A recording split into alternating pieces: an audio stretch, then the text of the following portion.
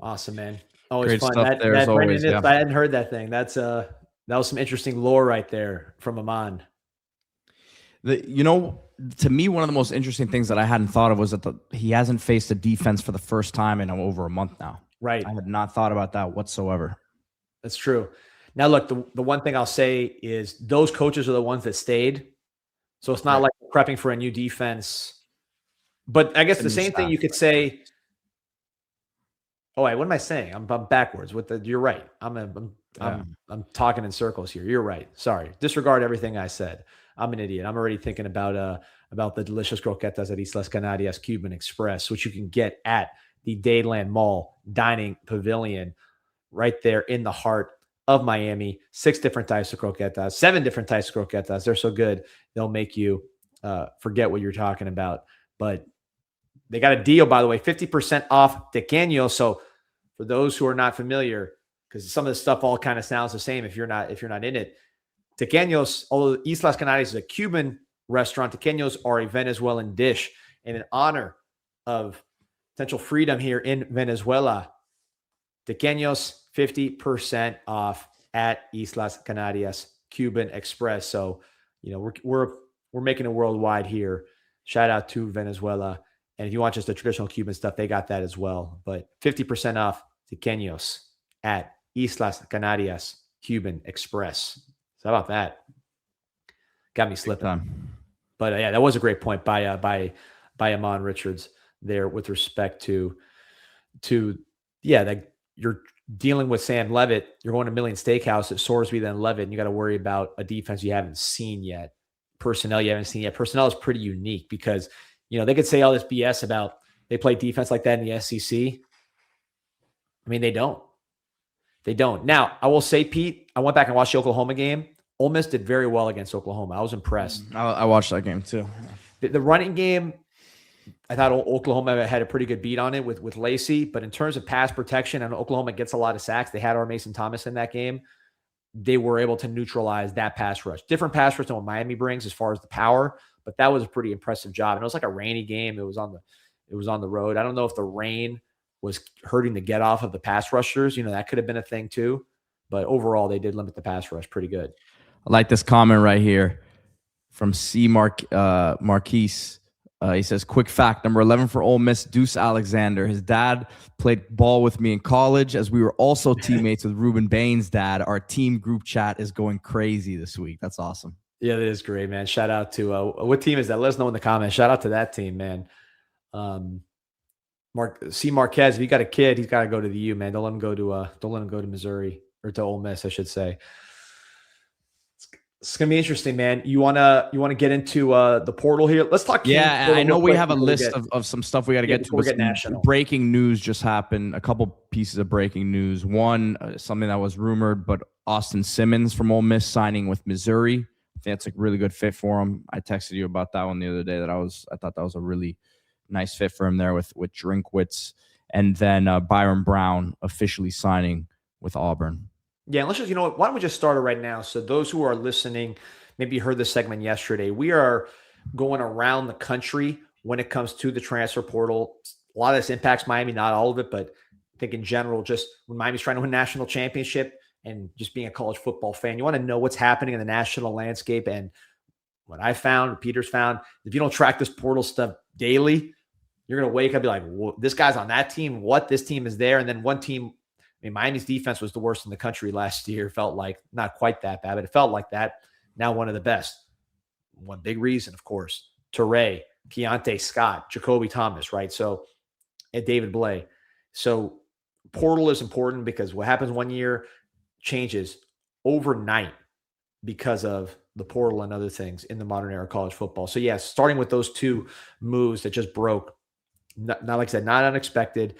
SEC moves, they're picking up players. From an Auburn standpoint, Pete, what do you think? Because, of course, it makes sense to get Byron Brown to follow his coach from USF and Golish to Auburn. When you install the offense, you have a leader, you have a great player. I think physically, Byron Brown will be just fine in the SEC. The SEC is not what he used to be physically. Brown is a big, strong, athletic player. I don't think there's going to be any problem with that part of it. He knows the offense. I think it all makes sense. My only hesitation with this one is you had Deuce Knight, who's bigger, faster, more talented than Brown, younger, more eligibility. But like, why run him off? Probably going to go to Ole Miss. Do we know that they ran him off? I mean, I don't know that we know that they ran him off. I mean, he entered the portal pretty, at least officially everyone entered the portal the last couple of days, but there was talk about him entering the portal for weeks. There was talk about him entering the portal during the season because he wasn't playing. I don't know that they pushed him out. I mean, Byron Brown is their guy, and they probably think that they can at least have more of a respectable start to their tenure there with him as their guy because he understands things. But I don't know that Deuce Knight necessarily wanted to stay there. It's a great point. Canes Cat Heat says they only got Deuce Knight because Kenyatta Watson. Now he's a favorite to go to BC because of Kenyatta Watson. Well, there's also Ole Miss talk. There's also Ole Miss talk a lot. Yeah. No, but you made a good point, Pete. You're right. He might have just wanted to go to Ole Miss. I think he was upset. There was a lot of talk that he was upset he didn't play this year. They were already bad, and they didn't start him until I don't know who they were playing. It was like Gardner Webb or something like that at the end of the year. They were playing a bad team that they threw him out there, and he scored a touchdown in his first play, ran it like 70, 80 yards. Mercer. Yes. Sorry to disrespect Mercer, but and Gardner Webb for that matter. But yeah, I don't know that he was all that happy there. I don't have any intel on it, but and look, I'm a fan of Golesh, but Golesh doesn't exactly bring a ton of like name recognition to. It's not like if Lane Kiffin was the guy there. Yeah, you know what? You've convinced me. I'm taking back what I said. If Byron Brown, if Deuce Knight's out the door, Byron Brown's a home run. Because I do think not only is it just great continuity, but this guy's an actual like real player. It's not like you're taking someone from a lower level up just because they know the offense and their physical traits don't translate.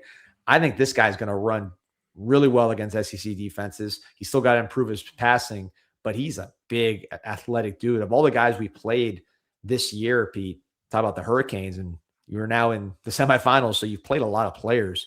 You know, I honestly thought seeing him live, he's one of the most physically impressive players that we saw all year. The defense destroyed USF's offense. They were beat up. But, I mean, he was standing that tall. He was taking hits. He was making some throws. He just looked the part. And I was impressed by him after seeing him live, even though the stats won't necessarily reflect it. Yeah, I think obviously too, playing with some bigger guys in front of him with the style of play that he plays. And I think USF was so up-tempo, they're going to want to be up-tempo and have some athletic linemen as well. But I think you'll see better talent around him, which should help. I wonder what he can – the arm, I still think he's limited in what he can do in terms of spreading it out downfield. And I wonder if SEC defenses will really, really load the box against them. But, yeah, I like the fit. Yeah, so good move for Auburn. They're securing their quarterback. He'll be better than all the quarterbacks they've had in recent memory. It'll be fun to watch that offense in the SEC. Austin Simmons to Missouri, been expected. What I think is interesting is, I mean, Zoller's had some moments there for Missouri, and he's a highly ranked player, top 10 player. Originally from Pennsylvania, I don't know if he would leave. I don't see why he would. I think this, to me, seems like they're setting up a competition between two talented quarterbacks that aren't necessarily costing you a fortune. They're actually costing you probably less than Bo Prabula last year. And let the best man win. Righty versus lefty. I don't know what you think there. Yeah, I don't. If you're bringing a guy like this in, I don't know that he's going there to compete. I think he's going in there to be the guy, right, D? And we're both big fans of the talent. Obviously, we've been talking about Trinidad Chambliss all show here, so we also understand what happened there. He got banged up and got Wally pipped, but at the same time, like, I still believe in the talent, and I like the landing spot for him because they were in the mix this year. They stumbled down the stretch there, but big fan of what Coach Drinkwitz does, and they are probably going to bring some other premier talents. One thing we've seen them do is they will spend big on a couple guys here or there in the portal, and would expect them to try to surround him with some weapons here. Yeah, apparently I just confirmed they did retain Zoller, so they'll both be there. So we'll see how that thing plays out. But I think with Simmons, he's always reminded me of Tua. Maybe it's the left-handed way he throws but the way he moves, just the way the ball comes out. He reminds me of Tua. I know people are gonna be like, oh, Tua, like he wasn't one of the best players in the country in college and a top 10 pick and led the NFL in passing before he got all beat up and started making stupid mistakes. I mean, how would you compare him to Sagapolatelli? Similar build? No, I think Sagatelli's. I think JSK is a little stronger, like a little bigger and stronger. Okay. Maybe. What do you think? Yeah, maybe. But Simmons also has got some big time arm talent of his own. I mean, you talked about the baseball background, and we forget how young he is too. Like, I think he's going to continue. He'll grow into his body as he's only going to be going into his third year now, right? So you graduate in 2 years. Yeah. He's a graduate transfer as a junior. It's a pretty unique deal with this guy. So, right. Yeah, it's going to be fun to watch what he does in the SEC. As you see the SEC chairs, the musical chairs, start to move around a little bit with those two. But I know you've been waiting, Pete, to dump on FSU here, as am I, as they made some moves, some good, some questionable. So let's start with the good news for FSU, in that they landed Trey Wisner out of the portal from Texas, Dallas, Texas native. One of the better backs coming into the season this year. 6'1", 194, played well in the playoffs, 597 yards, 131 carries, 4.6 yards per carry, 3 touchdowns. It was better in 2024, was a 1,000-yard back. But look, there's a reason why Texas's running game wasn't the best this year, was the reason why they were shopping so hard in the portal for some of these big names. Wisner, he's a good player, and he's an experienced player. He played well in big games. I don't know what FSU was paying him, but if FSU is allocating a lot of their budget to a veteran back, it's not super dynamic. I'm not sure what the play is here, but I don't know. We'll get into this. The bad news. Yeah, I mean, obviously, FSU's biggest move thus far has been retaining Deuce Robinson. To me, he didn't go to the NFL, so obviously now they're trying to stockpile some other veteran weapons around the next piece that we'll talk about here in a second. I think, there's, like you said, the value is always going to be, we don't know what the number is, but in a vacuum, I think it's a solid pickup for them, considering what they're looking for. They need something, man. They need any sort of guys who can make plays in the run game. It was not there this year. I know they had some young talent they were excited about that really didn't come to fruition for them, but I want to see what they do with the offensive line. That's going to continue to be a bigger question for me. Yeah, that's kind of where I'm at, right? Is that you're helping your running game, which, by the way, statistically they were not a bad running game, but they had Castellanos. Like, the system does a lot of that. So Chroma, I thought, was pretty good. I'm surprised. Usman Chroma, we're fans of the talent. Yeah. Yeah, I don't know if he's going to be it'll be a 1-2 punch. If so, that's a pretty good 1-2 punch. Or if he'll jump in later, who knows with the way FSU's been going. But I mean, your running game was good last year, mostly because of scheme.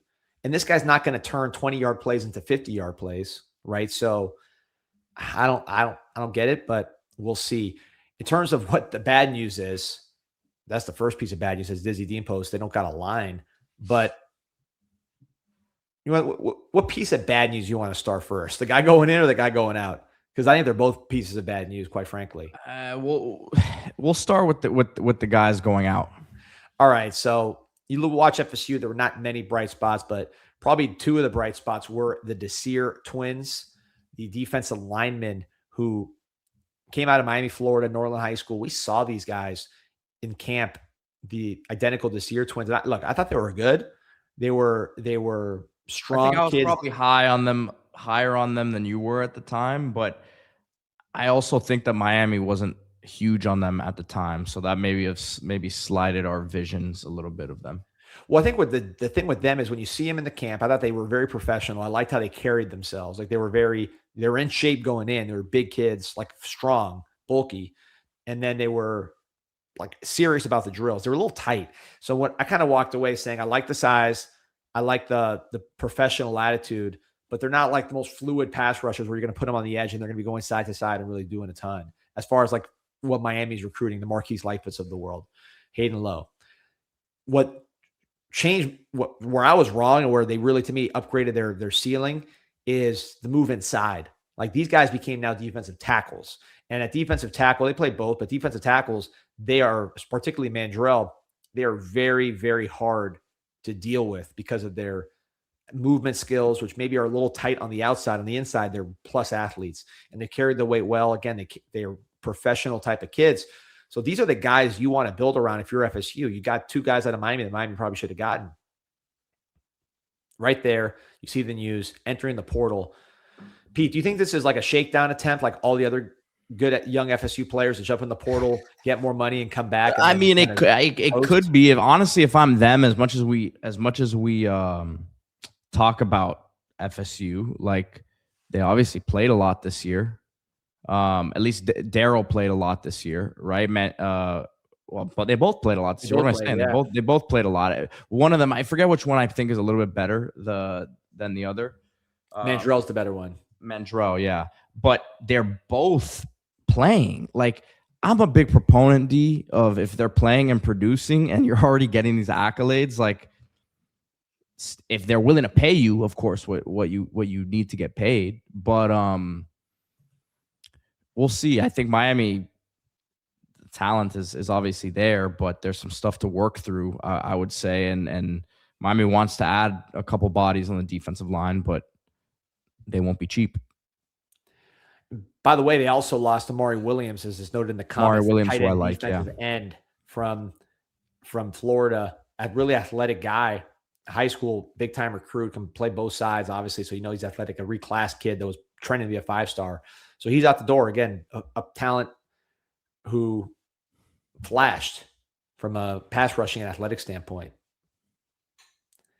Canes Cat E305 says his agent said yesterday's price is not today's price on IG.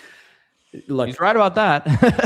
Here's what I think. If they go back to FSU, it's a loss because they publicly jumped in the portal and then they got more money out of your budget. So it's really what has hurt you last couple of years with Daryl Jackson, Patrick Payton, Josh Farmer, all these guys that extorted you. Then you talk about, then you talk about they leave, you're losing all your talented guys. You don't really have other ones. So I think FSU is in big trouble. And as good as a Wisner addition could be, and he's a good player in a vacuum, like you said, that money not going on the lines, when you watch how Miami's just steamrolling teams with that to me is a very questionable team composition standpoint. But I guess you could spend money on certain positions like running back when you go cheap at quarterback, Pete. And I don't know if this player is coming as a backup, which he did at Auburn last year, if he's coming in as a sure starter or if it's a competition. But interesting move at quarterback for Florida State, Pete.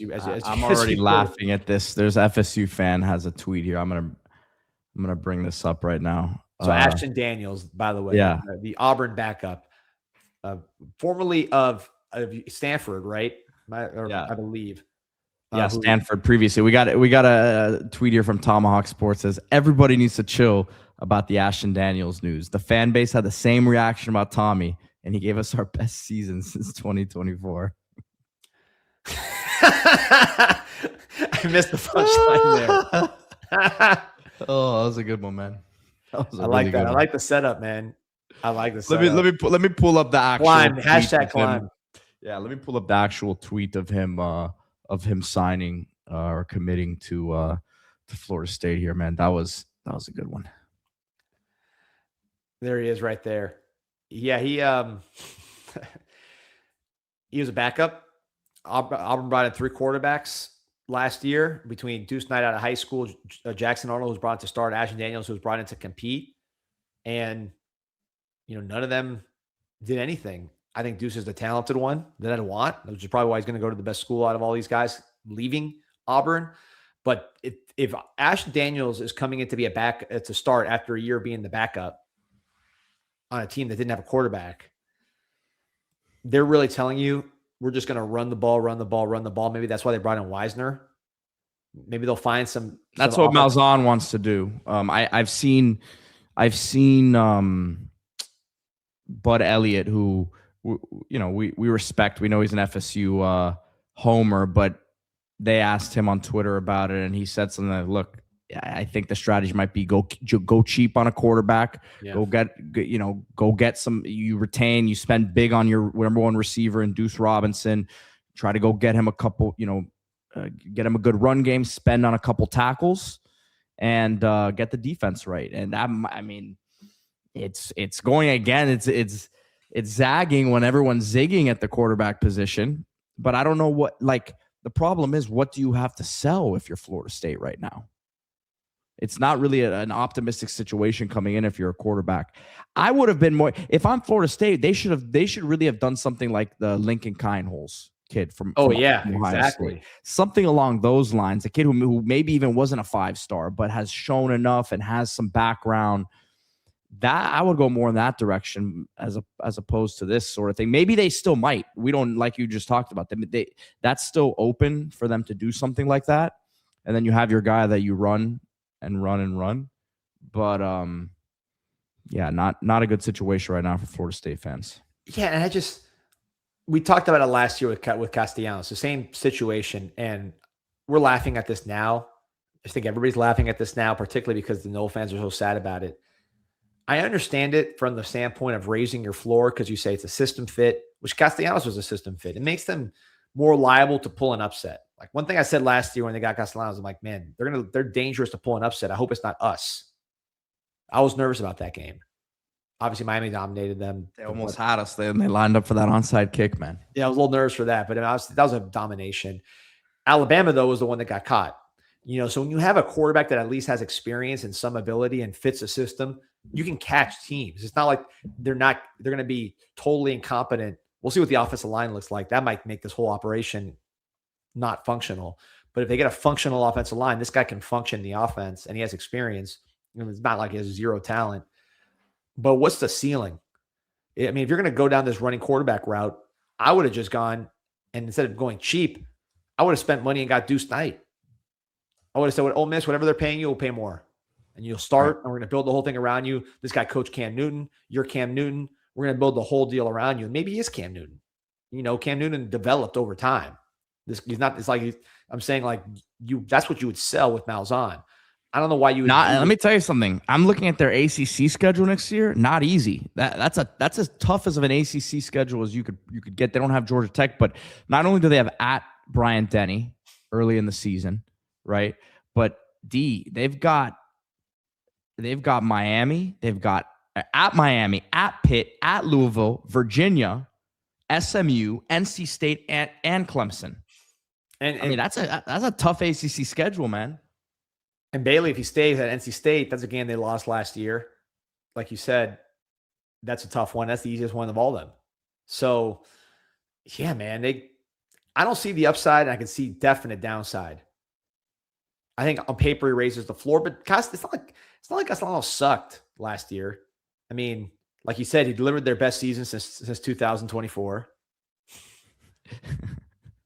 Jay Campbell says the lawsuit built that schedule. That's the best lawsuit ever, man. I love those lawyers for FSU and Clemson. They got that success fee built in, so Miami's getting all the money for being the best team in the conference, and they suck. They paid for the lawyers, then they immediately started sucking, and now Miami's reaping all the benefits. I don't think anyone's really ever said that's a tough ACC schedule right there, man. ACC 8-4 in the playoffs right now. I got to say, man. I was wrong about one thing. I was wrong about a lot of things, but I was wrong about one thing in this regard, which is before the season, we did the portal thing, and I saw so many players leave the ACC who turned out to be great, by the way. Mendoza won the Heisman. You see secondary guys from like NC State and Virginia Tech all over the country, like Concepcion was a first-round pick, maybe. Like the guys that left the ACC were good. But I think I overestimated the drop-off in talent from all those guys leaving in the portal because the ACC stayed pretty good. They're 8-4 in the Bulls. Miami has a chance to make it 9-4, maybe even 10-4. So that's going well. I think they matched up physically with the SEC much better than they have in the past. When you look at some of the interconference matchups. So the ACC has actually been better than I thought, despite losing some of these guys. So, and of course, Miami lost twice to the ACC, and they haven't trailed once in the top 10 matchups they've had, meaning Notre Dame, Independent, Texas A&M, SEC, Ohio State, Big Ten. Miami has not trailed in those games, but of course they lost twice to the ACC opponents. So this conference is a lot tougher than I thought it was, certainly for Miami. And FSU is going to have a very, very tough time with it next season. No doubt. All right, so let's keep rolling here. I know we spent a lot of time at FSU because they're a rival. Let's just roll through some of these quick. Brock Schott to Indiana. We talked a little bit about the playbook stuff there. His family's very classy in the departure. Talk to his dad. I'm a fan of Brock Schott. I think it's a great fit. He's obviously going to a program that develops. He's from Leo, Indiana, Fort Wayne area. The whole thing makes sense. I just wonder if he's going to play offense or defense. That's really my question there. And then obviously hoping he doesn't give away state secrets to Indiana, which again, he's a classy guy, but who knows how that works out. I mean, if they ask him questions, I'm sure he'll have an answer or two. But yeah, good fit for him. Not all the answers. Good fit for him. Another Kane departure, Pete, just to keep people updated. Jaden Harris has found that the grass is greener on the Great Plains, and he's now transferring to Kansas, where the grass is actually the greenest, right? In Kansas, Jayhawks. Yeah. Hopefully, gets on the field there and is able to show something, man. Because I don't think he can't run, jump, or cover. I just think that he's got to go out there and make some plays, man. Yeah, I mean, and he was always, aside from that post, which we were making fun of, he's always been kind of a classy guy, no issues there. So I hope he does succeed. I think it's a better deal. Go to Kansas and play. Don't go to Georgia and just, wear the uniform. I think these guys got to play. That's to me what makes sense. Kane's Cat also pointing out Dalen Russell, the defensive tackle going to Louisville, which I know had interest in him out of high school. I think that's a fit that makes a lot of sense for him and for Louisville, the defensive tackle from Columbus. Those are some Miami departures, Miami-related departures. We talked, Pete, about guys leaving the ACC last year and the ACC kind of keeping the same level. I want to focus on that because there were some significant departures from the ACC to highlight. First biggest one, or one of the biggest ones, Hollywood Smothers, the running back at NC State, goes to Alabama. Charlotte native, so it's kind of like Concepcion. He's a local ACC guy signing with an ACC school, and in this case, NC State, but then leaving to the SEC. He led the ACC with an average of 85.4 rushing yards per game. Number 2 back in the portal, 5'11", 195. Originally signed with Oklahoma and actually went back home to NC State, flourished, and now is going back to the SEC. I thought he was really good all year, 939 yards, 6 touchdowns, 5.9 per rush. The only game that really he got smoked was the Miami game. Did nothing in that particular ball game. I think he had -2 yards or something like that. It was a bloodbath, but a good back, as you can see by him going to Alabama, who really needs to run the ball better. I was disgusted by their running game this year, wearing that uniform. This is a funny one, D, because I'm not sure if you saw this with Hollywood Smothers, but this is the transfer portal era in a nutshell. Let me pull this up from Corey Smith here. He says, throwback to the Hollywood Smothers commitment in high school, where he threw an Alabama hat and left NC State on the table before picking Oklahoma and putting the horns down. Now Smothers is headed to Alabama after leading the ACC in rushing yards per game with NC State. How about that? I mean, that was a great drop, Peter. That's the transfer portal world. Plus, he's wearing shades. Look at the Hollywood. I can see why they call him Hollywood Smothers, man. Look at the style of this guy. The whole production. Call him nice Hollywood Richards now, man. Hollywood Richards. Yeah, man. He was. He said he had a call, man. I think he was out. I think he had a late call last night. But let's see what we got here. Other guys leaving the conference. Trell Harris from University of Virginia going to Oklahoma. This is kind of a bummer, I think, from an ACC standpoint. Number 11, this guy was a good player for them. Third-team All-ACC. He was their outside receiver, big play receiver. Originally from Chicago, went to Kent State, then moved up to Virginia and really had a good season. Again, think back to Virginia, number 11. That was the guy making the plays down the field. 59 catches, 847 yards, 5 touchdowns. Really good against Duke. 7th in the ACC in receiving yards. And I just thought he was talented. Just watching him play, he wasn't like a fluky kind of guy, just getting schemed up. He did make some plays over guys, running by guys. He was a big play receiver, 2.2 yards per route run. So he was downfield to the bone. Oklahoma lost a lot in their receiving group. I didn't think it was that great anyways. Satanya, we'll see if he goes pro. He was really their guy with the big plays. I don't think the receiving group was as good as you hoped with Deion Burks. If you're Oklahoma, that offense didn't click. So trying to get some downfield action, but a team that won 11 games in the ACC gets worse when you lose a receiver like that. Yep, no doubt about it. And another team here in the ACC losing a receiver, NC State, as Terrell Anderson's headed to USC. And you had actually mentioned at the beginning you thought Miami might be involved here, just like I think looking at it on paper, right, and him having some ties, right. But I heard that Miami wasn't involved, and it seems like obviously he's right away here going to USC. Yeah, that was when we were still trying to project the CJ Bailey thing into existence, or wish it into existence. But yeah, I think USC, they lose Mekhi Lemon, they lose their Kobe Lane. They're spending money. Makes sense to go and get Terrell Anderson, 6'2", 204. Kind of like Harris is a deep threat. Bigger body than Harris, but there's an outside guy. Makes a lot of plays on deep balls. 39 catches, 629 yards. So chunk play receiver, 5 touchdowns. Explosive guy.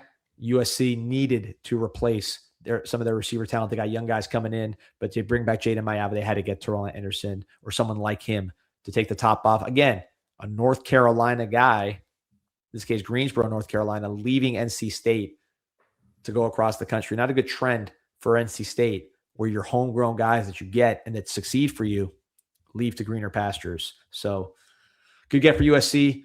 Tough loss for the ACC. Yeah, I think probably the most interesting news yesterday, in my opinion, was Kenny Minchey flipping from Nebraska to Kentucky. He was the quarterback of Notre Dame. We talked about this yesterday a bit, where a lot of people thought he outplayed CJ Carr in that battle for the starting quarterback spot. CJ Carr obviously ended up being great, and I think it was the right call for the future of that program. But Nebraska might be in some trouble here after getting their guy taken from them. Yeah, this has got to be the most heartbreaking thing in the world, to have a transfer quarterback lock your starter, and then a day later he's gone. It's just a weird feeling. Matt Rule, I don't know what the hell's going on in Nebraska. It seems like a mess, at least on the offensive side of the ball. Losing Dylan Raiola, which I can understand why you do that with the money and the results you were getting, but this was not good. Shout out to Will Stein at Kentucky. Statement recruiting win. Went real hard for Sam Levitt. LSU with Lane Kiffin against UK. You can see how you lose that battle. We'll see how that plays out, but I could see how that got away from Kentucky, even though they were making a strong run at Levitt. But then to pivot to Minchey, I think is impressive for Will Stein and what Kentucky's doing. Clearly, they're trying to be a quarterback run operation, and maybe we're hyping Minchey up too much as a backup type player. But I still think they got to they got to really surround him with something there. But I'm a believer in what Stein does. So, and he fits. I mean, he's strong guy like Dante Moore, passer. He can run, but he's not really, to me, a running quarterback. Minchey, I think he's a guy that can run. That's really a pocket passer, but a strong arm, big hands. He kind of fits that Oregon mold when you look at Dante Moore. And then not necessarily Dylan Gabriel, but some of the guys before that. So I like the fit. I like what he's going to do at Kentucky and the SEC. I think physically he can hold up. Think about Steve Angeli. He's somebody who we hyped up a lot. We really thought he was a good player, backup player at Notre Dame, goes to Syracuse, and if he doesn't get hurt, he's probably one of the top quarterbacks in the ACC, if not the country. So don't sleep on these backups, because sometimes when you're competing with CJ Carr, the backup is still a really, really good player in cases like that. D, we've talked about some talent leaving the ACC. How about some talent entering the ACC, as wide receiver Ian Strong leaving Rutgers, going to go to Cal to play with Jaron Kioe Sagapolotelli. Almost nailed it there. But listen, you have a quarterback like him. They're going to want to throw it all over the yard. We understand that they are, not a top level NIL program, but making from what it looks like, part of the agreement here when you bring in a new coach and Tosh Lupoy is, hey, I need certain resources that I can allocate. And we understand that they want to surround JKS with weapons. Yeah. And Ron Rivera, helping out as Ron well, Rivera, of course, right, yeah. as a general manager. So I love this move. When you're a team like Cal, I was out there for Cal Miami last year. It was awesome. Old stadium, right? It's not going to always be filled, whatever, but it's a cool old stadium. You feel history there. You feel like you're part of college football. The game day was one of the coolest game days. Different. It's a different vibe. Obviously, it's Cal Berkeley, right? We're not talking about Auburn or Ole Miss, but it is a unique spot. And I think a guy like Rivera, similar to Andrew Luck, what he's going to do, or what he is showing that he's going to do, is let's lean into what makes us unique. We're not going to have everything, but let's lean into our strengths and really push it in that way. So he said, we got the young quarterback that's maybe the best young quarterback in the country. Pay whatever we got to pay to keep him. He's the most important piece of it. Spend on him. Then, by the way, a lot of rich Cal alums.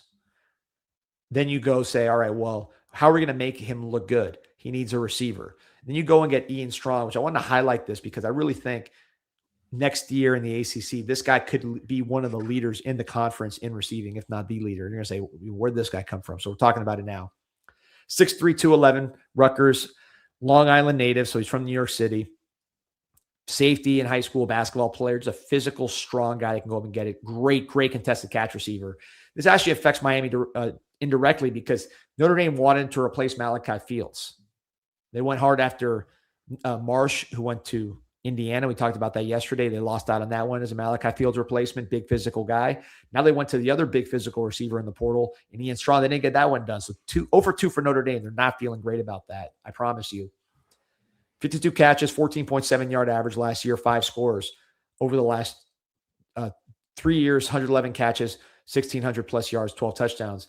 I think the reason why this guy came available is because Rutgers had to pay KJ Duff, another New York native, a guy Miami recruited, probably not as hard as they wish they did in retrospect. But KJ Duff, if you guys remember from when he was recruited from Miami, he was like not the biggest, strongest guy. He was tall.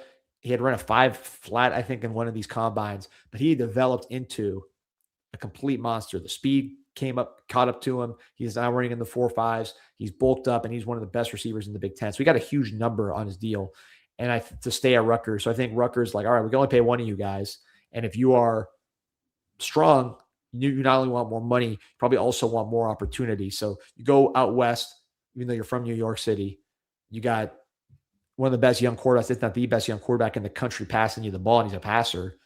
Pretty good deal for Ian Strong. Good deal for JKS. Good deal for Cal. I think you'll look back on this one and say, man, this guy ended up leading the ACC or being top 3 in receiving yards and touchdowns. Where'd he come from? That's the story there. Another receiver to talk about here, one of the top available in the portal, not available any longer because he is signed to Arizona State, Amarion Miller from Colorado. Yeah, this is a guy a lot of people linked to Miami again. P, I know you have been all over Jacobs as a primary target there from South Carolina as an outside receiver. I know there were some reports on Amarion Miller, Colorado, Buffalo, potentially going to Miami, but that's not something that we ever really talked about.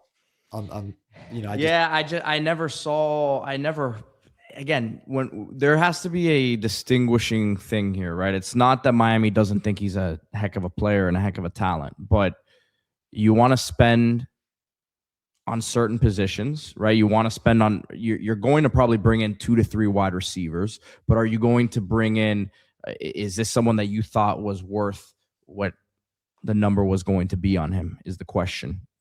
And you already are bringing back, Malachi Toney, and he's going to be well paid. You're bringing back a lot of guys here that will be, not be taking pay cuts here and came in as big recruits.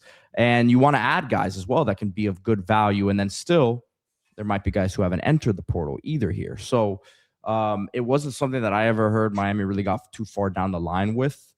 But in terms of Arizona State, you got to like the pickup. And then we'll talk about the quarterback that's coming in with him here, Cutter Boley. Yeah, it's funny. I just went through the tweets to catch up to make sure we didn't miss anything. It looks like FSU just landed a center from Purdue, originally from Auburn. So they're trying to build up that offensive line. We were talking about that earlier in the show. But yeah, Miller, talk about a well-traveled young man. This guy's a small-town Louisiana kid, goes to Colorado, Boulder, Colorado. Now he's going to Arizona State. To me, this one seems very straightforward. I don't know if you see it the same way. You're Dillingham, you're ASU. You got Jordan Tyson from Colorado. He was one of the best receivers in the country, if not the best receiver in the country while you had him. He's gone. We're going to feed you, and we're going to pay you well. Yeah. Then you get another guy to just replace him. I'm sure that is the selling point for Omarion Miller, too. And it was a huge deal when Jordan Tyson came back to school because there was talk he was going to go to the league. Yeah. Could he transfer for a big deal? But they paid him to stay. And you pretty much hit it on the head there. Probably just transferring that deal right over to him. And it's worth it. I mean, it makes sense. This is what Arizona State should be doing, I think. And I want Arizona State to succeed. I hope they get some rich donors there with their NIL to get that up to par, because it's a cool stadium when it's buzzing. I love that place, man. I know you love the area. We will all be out there. We'll all be desert folks here in a couple days or in a day. Man, crazy how fast this happened. But yeah, so it's a great area. Cool uniforms. I want them to be a good team in the Big 12. I think this is a smart play. You lose Tyson. Sam Levitt's just kind of getting weird on you. So you say, all right, well, we'll get Omarion Miller to replace Jordan Tyson, premier wide receiver in the portal with proven production and traits.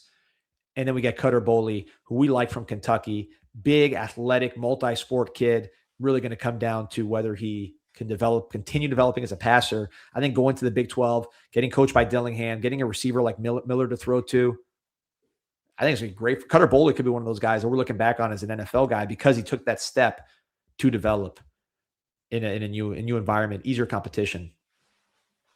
Yep, like talent there and believer in Dillingham. So a couple quick, we'll be quick through these. I just want to breeze through to give you guys the latest.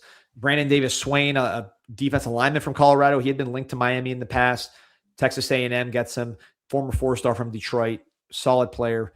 Nothing crazy. 15 tackles, 1.5 sacks, and a forced fumble, but good body type there for Brandon Davis Swain. That's why Texas A&M. That's what they do. They got a lot of guys in the portal last year on the defensive line. Some made it, some didn't, but this is another one for them. Also, they got to replace a lot of offensive linemen at Texas A&M, so they go and get Trevon Baugh from South Carolina. Multi-year starter, 19 career starts. Not a world beater, but again, SEC experience, and they need help there on both sides of the line at Texas A&M. They lost a lot. Miami beat a very talented veteran Texas A&M team. Another team that I think had made multiple moves we should talk about, Nebraska. Body blow at that Kenny Minchie flip. Their quarterback situation is getting real desperate right now. Maybe they'll land on a good one, but that hurt them big time. Defensive side of the ball, I think they made some smart moves. They got San Diego State defensive coordinator Rob Orich. They had one of the top defenses in the country of San Diego State, that 4-2-5. So what do? They get players from San Diego State, bring them over. Owen Chambliss from the linebacker for San Diego State, 110 tackles, 9.5 tackles for loss, 4 sacks, 62 solo stops. Makes a lot of sense. Now, another San Diego State guy, Trey White, actually did not follow the coordinator and Chambliss to Nebraska, but instead goes to Texas Tech. San Diego kid, fits to me like a glove, 6'2", 255. Watching this guy, he's got a great get off, 53 tackles, 10.5 stops for loss, 7 sacks. So he's not necessarily going to be your David Bailey replacement because he's just not that. David Bailey was such a primetime athletic talent. He's going to be a top 10 pick, but Trey White does some of those same things. Texas Tech going right back to the well of investing in pass rush with Trey White. Very productive player from a great defense of San Diego State. Last one I want to hit, Michael Burrow, son of the Miami second-round pick on our defensive line back in the late 90s. He goes to Ole Miss, Atlanta native, 6'4", 350. Was good for the Gators. He won a game for them against Mississippi State, had a pretty big pass interception. Yeah, 35 tackles in 2 seasons, 2 sacks and interception. But it was really a big space heater. That's a loss for them, and that he was a guy that played for their defense. So that is the latest in the transfer portal beat. This is an interesting name I hadn't thought about when we've talked about quarterbacks. The Hammer says Noah Fafita, Arizona quarterback. Check him out. I had no idea he still had eligibility. Apparently, he announced a couple of days ago he's returning. But I like that player. He's not the biggest guy in the world. But let me tell you something. I had heard his name a couple of years ago with Miami, like 3 years ago maybe, that Miami liked him a lot because he had a year. He had a down year last season. This year threw for 29 touchdowns, 6 interceptions. He came out. but had a bad year, down year last year, 18-12. But in 23, 25 touchdowns, 6 interceptions. Let me tell you something. He announced he's returning, D, but that's an option I had not thought about. That's pretty good player. Yeah, it's a veteran guy. The size would be a detriment to me when you're playing at this level of football that Miami's trying to live in. But he's definitely a playmaker, man. I think he'd be better for us, but I don't see it. Yeah, I don't see it either. We are thinking about it. We're trying to scrape any names up from the bottom of the barrel here, right? We're trying to scour and try to figure out, look, who's a quarterback who hasn't maybe announced he's coming back. He has announced, but that stuff doesn't mean anything to me, by the way. I don't the announcements that have come. I say the same thing with CJ Bailey, and it's speculation. I don't have any information. I just don't know the contract. If someone wants to get something done, there's ways around everything, I believe. Yeah, I mean, I think my biggest win as an attorney in a case was about the placement of a comma. So hopefully we got the comma misplaced here in this CJ Bailey contract, if one exists. But we'll see. Humble brag there. AP says, hammer that thumbs up button. Let's keep CIS daily and free. Yeah, man, please keep liking and subscribing. If you're new to the show, we got 2,700 on. Theodore says we need Ty Simpson. Mike Ryan got the crowds going crazy with that Ty Simpson drop. Do you see that? He said it on. I think he dropped a little aside on the other card show. It went crazy. I don't know what Mike knows. But I think we've all said it. It would make complete sense, and he hasn't made any decision. Like, that's Tennessee. Obviously, we talked about it yesterday that he's a Tennessee kid, but I don't know. Chris Lowe, who's a very solid reporter for ESPN, he basically said that he thinks it'll be Tennessee if it ends up coming back. But I don't see how that Tennessee offense gets you. Hendon Hooker helped himself, but ended up, what became of that? I know he got hurt. Right, that messed up his process a bit, but that's that hypo offense. As a fan, if I was a Tennessee fan, I would love the offense, but I don't know that that's what Simpson needs to get himself ready for the next level here. Yeah, 100%. And they have young guys. McIntyre's a really talented young player. I haven't watched him in depth, but I loved him in high school. I saw flashes, I want to say, in the spring game. I've seen him play in the Tennessee uniform. Maybe it was garbage time, do some nice things. Big athletic basketball player. And then you're bringing in the number one quarterback in the country. So you want to pay that guy all that money and then pay huge money for Ty Simpson? That doesn't make sense to me, especially when you're not like a plug-and-play type of team. Oregon could make sense if Dante Moore were to leave. But Miami, I'm sure these agents are selling Miami. Now it's about the kind of the cultural fit, right? That's, I think, the problem is these guys are from different parts of the country. That's why I was such a CJ Bailey proponent. So I love the Carson Beck fit, right? So I love the Mendoza fit. These are guys that have ties to Florida or to Miami. So, hey, beggars can't be choosers, my friend. Hey, we'll see how it plays out, man. But look, I'll take Tyson in a second. I'm just saying, I don't know if he'd pick us. Yeah, well, yes, that's a factor. I just think if he becomes available, we're interested. Yeah, as we should be. I think he'd be a great fit. He fits like a glove, quite frankly. And he needs experience. Ty Simpson going pro right now would be insane. I know we've talked about the draft placement, but all the quarterbacks. I think we're on different sides of the spectrum with that, because I know what can happen. If he's legitimately the number 3 QB in this class, which is what Chris Lowe said. He said, look, if he's getting that you're QB number 3 and you'll probably go in the middle to late part of the first round, D, to me, you go. I understand what the numbers say about the veteran stuff, but I keep going back to Garrett Nussmeier. If Garrett Nussmeier leaves last year, he's a mid to late first round pick. I don't know what his situation looks like right now. You got to strike when the iron's hot. If he's legitimately projected to go there right now, Some guys raise their stock, some guys lower their stock. Obviously, one of the reasons you go to Miami is because you get protected a lot better than Garrett Nussmeier. But to me, it's about how you play when you get there. The first where you get picked is fine, but who got drafted over Josh Allen? There were a bunch of people that did. It wasn't the first pick of the draft. Certainly a lot of people picked over Mahomes. But you don't know going back to school would have. You also can't look at that crystal ball if going back to school is going to guarantee you to go higher, or do you take that money and try to work with what you got, man? That's not everyone is obviously making decisions based on that, but one thing Chris Lowe also said was he's a guy who's taking a lot of hits, and you just never, man. These guys take hits, and you want to go through another season of that in the SEC, or would you rather? You're getting paid, so it's not. You're getting those hits in the NFL when you don't know what the heck you're doing, and Myles Garrett's. But if you're a first round pick, his signing bonus could be anywhere from 12 to $25 million, maybe more than that. So yeah, but let's say 12. It'll be on the lower side. I mean, I think because he hasn't played that well, so that's part of it too. Even if he's the third quarterback, it's not like he's like. They're not spending a top 10 pick on Ty Simpson, I don't think, based on how he finished. Let's say he goes late first. What's late first? Like 12 million?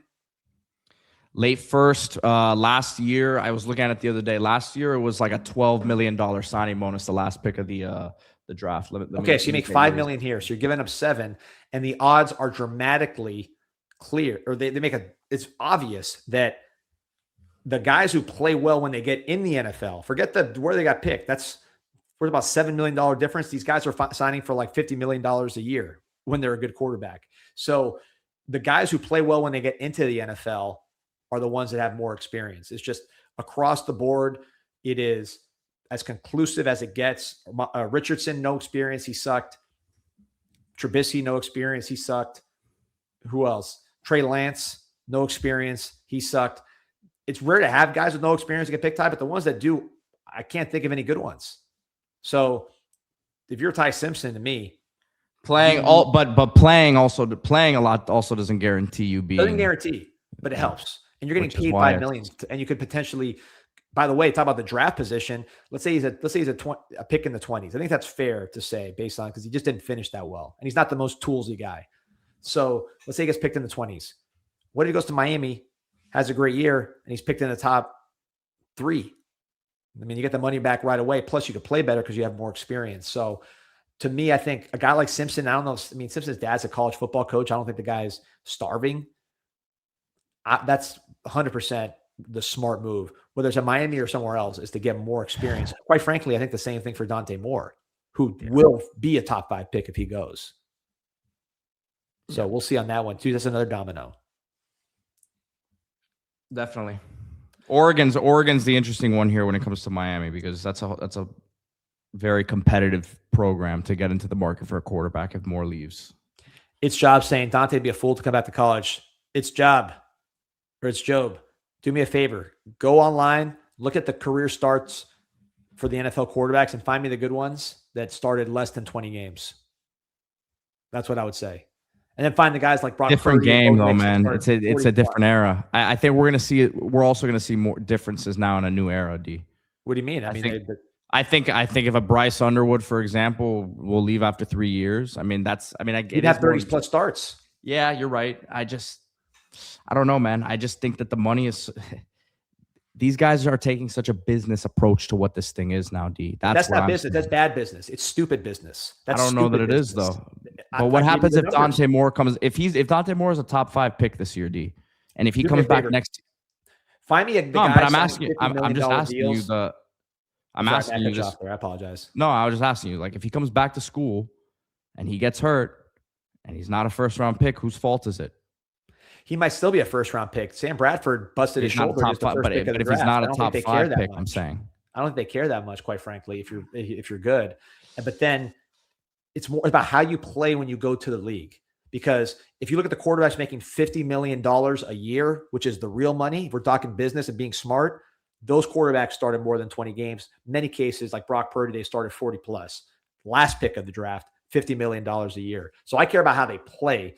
You want to be, to me, short-sighted business or long-term smart business. And long-term smart business. I'll flip it on you. I'll flip it on you. I don't think it's the lack of experience. And I think you'll agree with this, what I'm about to say. I put blame on how the NFL teams are getting these guys ready. I don't think that they're getting them ready at all.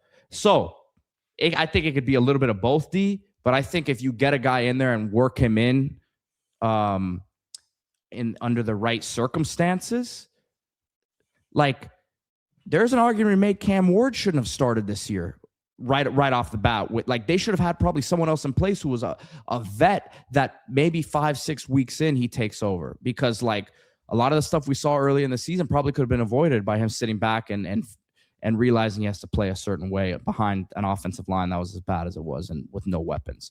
I put more blame of it on the NFL is kind of what I would say to what we're talking about. Well, yeah, you go first round, you get thrown out there, and do you want to go throw out there without the experience or with the experience? Because Brock Purdy played fast and he was ready for it. And then, 757 is saying the same thing. I'm tripping.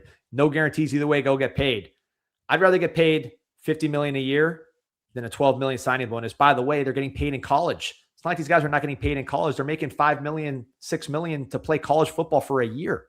So to me, it's the most obvious. It's like, this is a good point too. Nick says if he's a back end of the first round type of guy, I mean, he's probably getting drafted Simpson to a better situation than he would be if he was in the top 5 there. It's like no one wants to go play for the Jets right now. You know what though? Tyler Shuck, who is, again, how many stars does Tyler Shuck have? Tyler Shuck is like 25. Okay. He got drafted to the Saints. The Saints suck. You think he's not making an impression? He needed to keep playing. He didn't have the option to leave early though. So he didn't, but like he's ready. And now Tyler Shuck. I like Shuck. Second round. He wasn't. It was a different situation though. They weren't. He wasn't in the same. The age thing also. He would have been a first round pick probably if he didn't have the age thing. Well, I'll tell you this. Tyler Shuck is older. I'm pretty sure. I have to look this up, but I bet Tyler Shuck is either older or the same age as Anthony Richardson. Top 5 pick, left early without 20 Yeah, I've seen that stat. Would you rather be Anthony Richardson's agent right now, or would you rather be Tyler Shuck's agent? I'd rather be Tyler Shuck's agent because I'm saying I know what you're saying, but again, D, with Anthony Richardson, you can make the argument that he comes back to school and he puts himself under the microscope even more, that the flaws will show itself. And I understand what I think at that point, again, he hadn't produced. If you're going to tell me he hadn't produced much at all, maybe had a game or two, and you're still projected as a top 5 pick, you go because you get put under the mic. That's my opinion of it.